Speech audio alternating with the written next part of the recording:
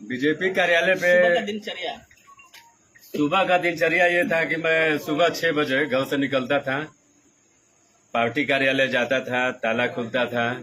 उसके बाद कुर्सी ठीक ठाक करके स्वयं झाड़ू लगाता था।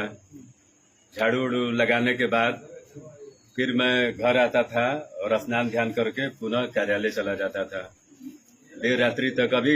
कभी कभी तो ऐसा होता था कि किसी परीक्षा के कारण या किसी बीमारी के कारण किसी को हॉस्पिटल ही आना हो, परीक्षा के कारण विद्यालय आना हो, तो जो कार्यकर्ता होते थे वो मुझे फोन करते थे कि भाई मेरी लड़की आ रही है, चाहे लड़का आ रहा है, रात्रि में यहीं कार्यालय पे विश्राम करेंगे। तो वो फोन 11 बजे भी रात्रि में आ जाए, चाहे 12 बजे आ जाए, तो मैं बिना आलस्य किए मैं स्वयं जाता था। उस समय भी ताला खोलता था, उनको पूरी व्यवस्था बना के, और फिर मैं घर आता था। यह प्रक्रिया मुझे लगता है कि निरंतर कई वर्षों तक चली। आज चूंकि अपना नया कार्यालय बन गया है। लोग बहुत कुछ बोलते भी थे उस वक्त। जी, बहुत कुछ बोलते थे। बहुत आप लोगों ने बहुत झेला भी है, लोगों की बहुत झेला है, लेकिन एक लोग करते थे, वो याद है उस समय वो बात। लोग मजाक उड़ाते थे कि ये सब कहने में कुछ है वो नहीं, और ये जो आप कर रहे हैं इसका कोई लाभ मिलने वाला नहीं है।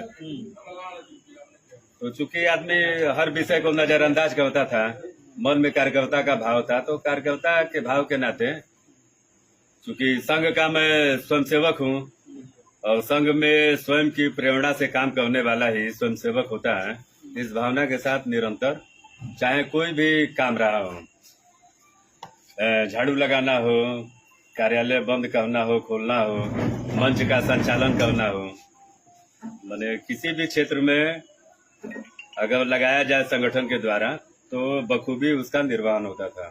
जो परिवार की जो जरूरतें थी वो कैसे आप पूरा करते थे? अब परिवार की जरूरतों को सबसे पहले तो संगठन की क्या जरूरत है उसको पूरा करना है, या भाव लेके आदमी काम करता था। कभी कभी मेरे पिताजी उस समय जिंदा थे, वो काफी नाराज हो जाते थे और अब क्या कहा जाए, वो एक अभिभावक के नाते कभी कभी इस प्रकार की स्थिति का निर्माण होता था कि वो पिटाई भी कर देते थे। बहुत बड़े नेता हुए, दिन भर घर छोड़ के जाना है, तो परिवार की चिंता नहीं है।